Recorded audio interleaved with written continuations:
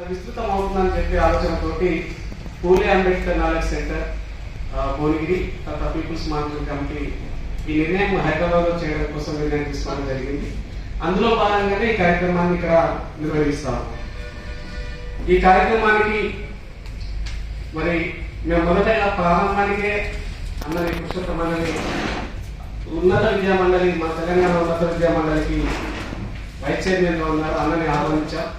కానీ భువనగిరికి రావడము, కొంత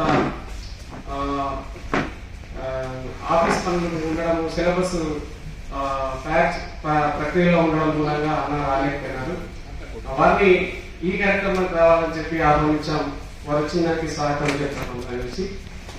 రెండవది పీపుల్స్ మానిటరింగ్ కమిటీ జాతీయ కన్వీనర్ బోస్ సార్ని కూడా చాలా దూరం నుంచి మనం ఆహ్వానించడం జరిగింది. ఎందుకంటే అనంతపూర్లో ఉన్నారు సార్ ఏదేమైనా నా కార్యక్రమానికి రమ్మని చెప్పి అడగడం మూలంగా సార్ ఒప్పుకున్నారు మనందరితో కలిసి మాట్లాడడానికి. సార్ కూడా మనందరూ స్వాగతం తెలియజేస్తాం. అలాగే గిరికర సింగన్న గారు మనకి యాదవుతారు.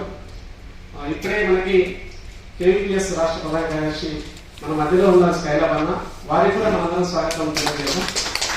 అట్లాగే దళిత బహుజన శ్రామిక యూనియన్ ప్రధాన కార్యదర్శి అన్న నరసింహన్న మనతో ఉన్నారు, వారికి స్వాగతం. అట్లాగే అన్న తెలంగాణలో కార్మిక సంఘాన్ని నడుపుతున్నటువంటి ప్రసాద్ అన్న కూడా స్వాగతం సుస్వాగతం తెలియజేస్తూ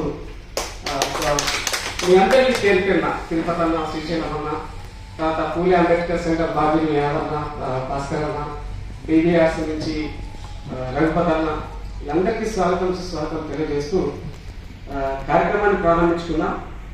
ఈ కార్యక్రమాన్ని ప్రారంభించుకునే ముందు పూలే అంబేద్కర్ నాలెడ్జ్ సెంటర్ వాళ్ళు ఒక నిర్ణయం తీసుకున్నారు.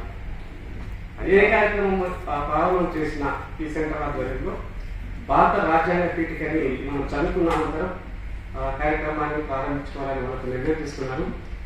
ఇప్పుడు భాస్కర్ పూలే అంబేద్కర్ నాలెడ్జ్ సెంటర్ వాళ్ళు రాజ్యాంగాన్ని చదువుతూ మనందరి పేరుతో చదివిస్తారు. ఆ తర్వాత కార్యక్రమం స్టార్ట్.